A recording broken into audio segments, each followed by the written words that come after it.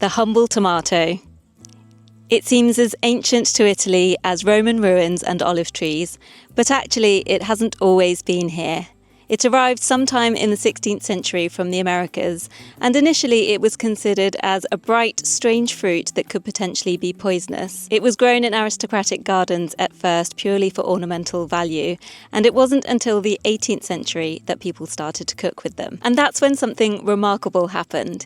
The tomato didn't just take root in our soil, but it transformed our cuisine and even our identity. It became the heart of the Italian plate. Today we treat the tomato with an almost sacred respect, especially in the south where I'm from. Simple dishes born of poverty that have become pillars of global cuisine. And in August, families in Italy still come together to bottle the taste of summer to make the passata, the sauce that will carry us through the rest of the year. Although I've really enjoyed making the sauce myself over the last couple of years, I did see something on Instagram a couple of weeks ago inviting everyone to their family home to take part in the tradition of the sauce making.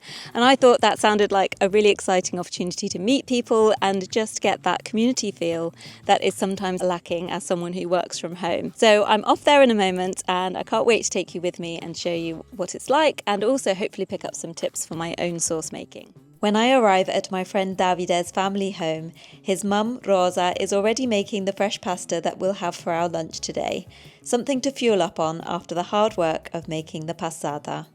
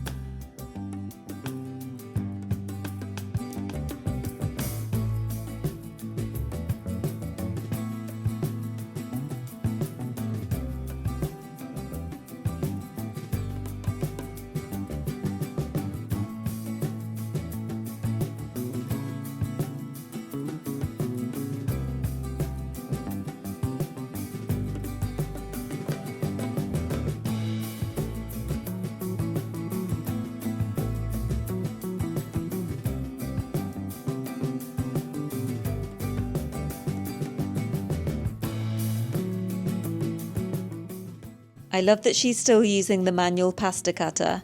I do have the KitchenAid attachment that I use sometimes because it's very efficient, but there's just something so satisfying about doing something with your hands.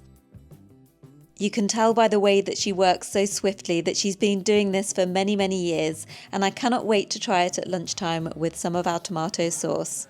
We're lucky enough today to have somebody who speaks perfect English, so I'm going to ask him a few questions about what's going on today. Would you mind telling me a little bit more about La Carmusina and what's happening today? Okay, so hi everyone. Sorry for my voice, just gone. But anyway, we are here at Civitella Casanova, Abruzzo. And basically it's tradition in summer to prepare passata, pomodoro, and my family has been active in this for quite a long time, since I was a child, since my brother was a child, and we're doing this as La Carmusina. What is La Carmusina is like my mom's family name, like little name, let's say. It's very traditional here in Civitella to have a name to little name I can remember, a nickname to identify family, and La Carmusina is my family name. Just for par condition, we say in Italian, I have to mention my dad name, that is Lungril, that means the cricket, because I used to dance a lot traditionally, and my mom's family was more, let's say, serious, and but we decided to go for La Carmusina because it's like more, let's say, easy to remember and to pronounce. Perfect. So what will we be doing today? So today we're gonna prepare passata, and then we're gonna have lunch. And passata, we're gonna see the different steps, let's say, and you're gonna see in the video, of course. And then for lunch, we're gonna have chitarra, traditional, with fresh tomato. And then we're gonna have, I think, lamb with tomato salad. And then, I don't know what she prepared for cake, but I think like fruit cake. You will see picture and that's it. And if next year you want to come to visit, just DM. I'll put all Davide's details in the comments so you can take a look. We head on through to the garage, which is where all the magic is going to happen, and everything's already set up with various types of tomato, the sterilised bottles and caps.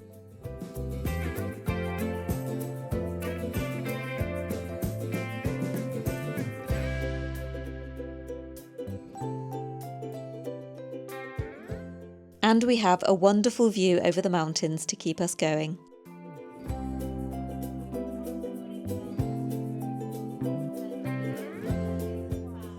I brought some cornetti from Mr. V's bar and Davide made us all a coffee, and it was a nice opportunity to get to know everybody a little bit before the day's work, as this was the first time I had met lots of the people there. After breakfast, Davide's father took me on a tour of his veg patch, which is a real understatement for what it is. It's absolutely incredible and so impressive that he looks after it all by himself. Now, you might remember from previous videos I was saying that I think it's a waste of time making these teepee type structures for the tomatoes, but I can tell you now that I was in the wrong, because when we've had some strong winds lately, the rods that I put up have completely blown over and I've had to replace them. So actually, this is the way forward. I'm happy to admit my mistake. He grows several varieties and he has every other type of veg you could possibly imagine. I was super jealous of how tall his sweet corn is. Mine is nearly ready, but about 1/10 of the height. The stereotype of the nonna being the matriarch of the family is absolutely still true, and she watched over everything we were doing and gave us tips as we went along. Time to get started on the hard work, and every family seems to have their own slightly different way of making their tomato sauce. I will link above my process if you didn't catch my video on this last year. First of all, we select our tomatoes and make sure that they're not in bad shape or have any nasties inside. Then it's a case of removing the columella, the tough part inside, and cutting them up into finer pieces.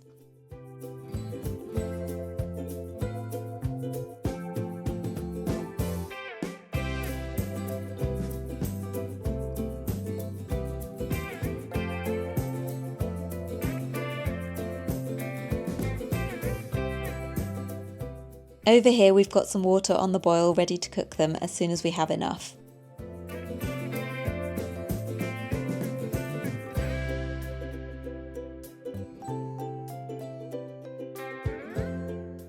In today's fast-paced world, it feels rare to have a moment where time slows down. So to sit with friends and family, surrounded by the scent of fresh tomatoes with no distractions, just the simple joy of being together, is really special to me.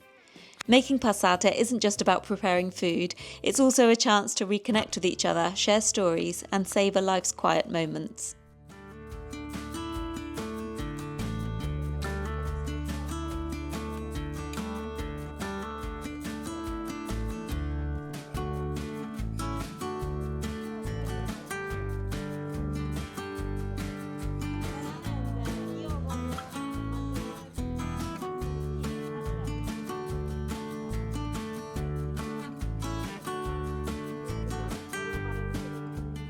Once we'd chopped up enough tomatoes, Davide set to work cooking them in this huge cauldron over a gas ring.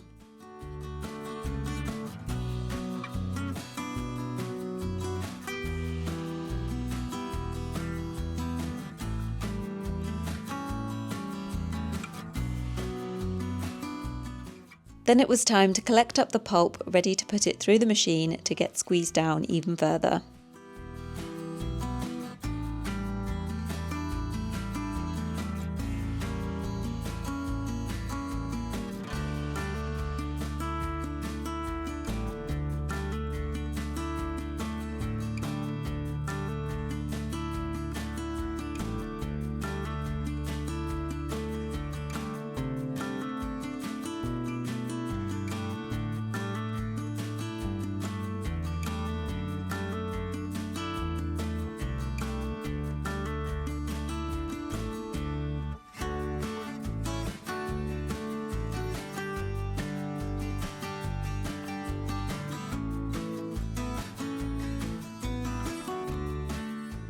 Again, we used a manual machine because the family likes to have the odd bit of pulp still left in, whereas the electric machine tends to make everything a little bit too smooth.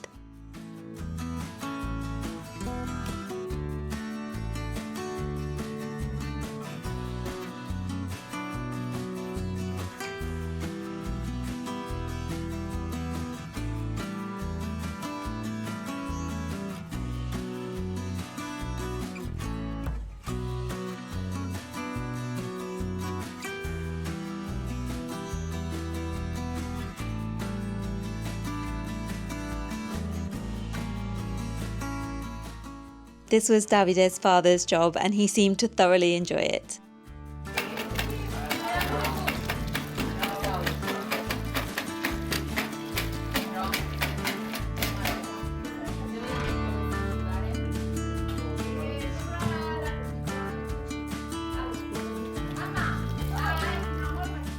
Davide, what made you want to come back to your hometown? So many decisions, many things. Let's say I used to live in Milan, used to live in London, and I live very briefly in Mexico, Guadalajara, Mexico. So I don't know. At the end, I was feeling the homesick, let's say, and I said that I had the opportunity to work remotely, and I had to choose where to work basically. And I said, where better than, I don't know, Abruzzo, that is my hometown, this is my home place, and I live on the seaside, and I got my family in the countryside. So, and I think Abruzzo is still unexplored and unexpressed. So there is a lot of opportunity, and I kind of want to help this process of development and let's say promotion of the territory, of the tradition, of the products, and I think it's like underestimated in a way, and but there is value, and I would like to take this value out, let's say, and bring it around. I have I'm lucky enough to speak even English, so I think I can give a let's say something in this way as well. So yeah. I think we both have the same aim to promote Abruzzo to English speakers in the world. Exactly. So I got an ally now in Civitella that it's amazing. So yeah. Although the bottles have already been sterilised in boiling water, before filling them, a small amount of the passata is swished around to ensure that the bottle is thoroughly coated with the sauce's acidity and heat, which can help kill off any bacteria or microorganisms that may be present. How did you end up here with Davide today? I met Davide in Milan, and I saw this Instagram story of the La Carmusina, and I said, no, I have to do this because it's my first time that I'm doing, and I never saw like how it prepared or how it is. So this is my first time. Yeah, here I am. And how are you finding it? Are you having fun? Yes, I love it. I mean, I love it. It's great.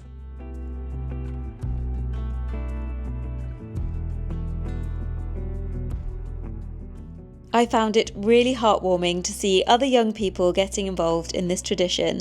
There's something special about carrying on these family rituals, whether it's making passata, preserving tomatoes, or just taking the time to learn something from the past. It's a reminder that, no matter how fast the world changes, some things like family, food, and connection are worth holding on to. It gives me hope that future generations of YouTubers will still be filming this process in years to come.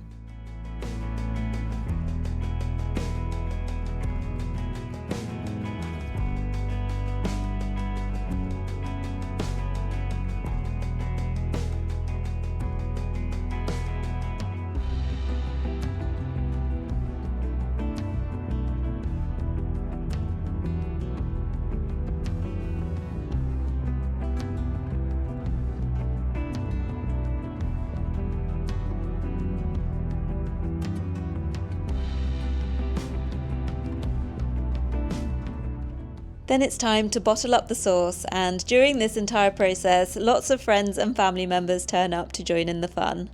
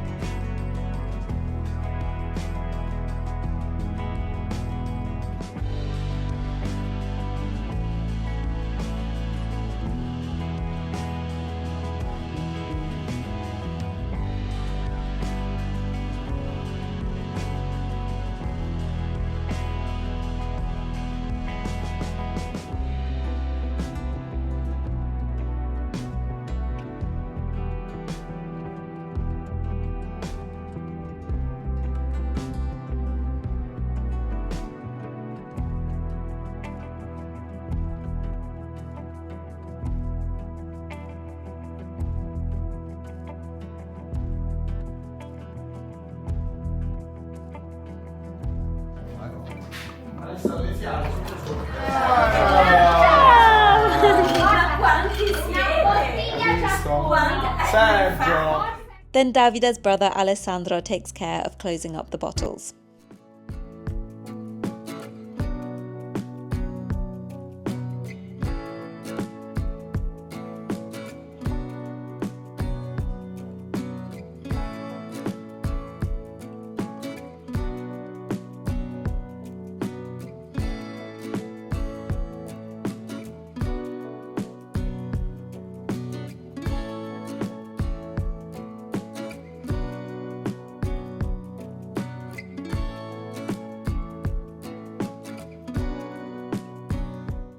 Let's also not forget the people working behind the scenes doing important jobs like the washing up.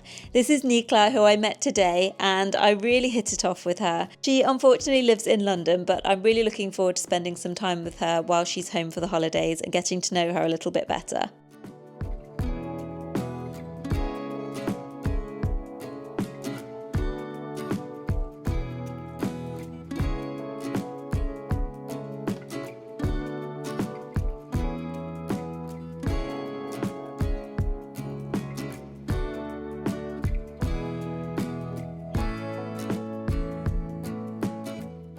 The final stage of this process is boiling up the bottles again to seal them.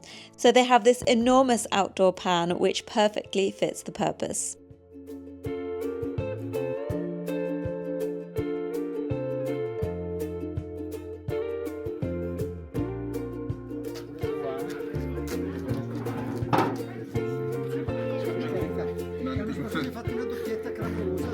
L'anno prossimo non si fanno i pomodori e abbiamo fatto 2 quintali di pomodori l'anno scorso, guarda. Ne abbiamo per 3 anni adesso. Poi quelli da 1,6 Meanwhile, the family are teasing Nonna because she apparently has a male suitor after her.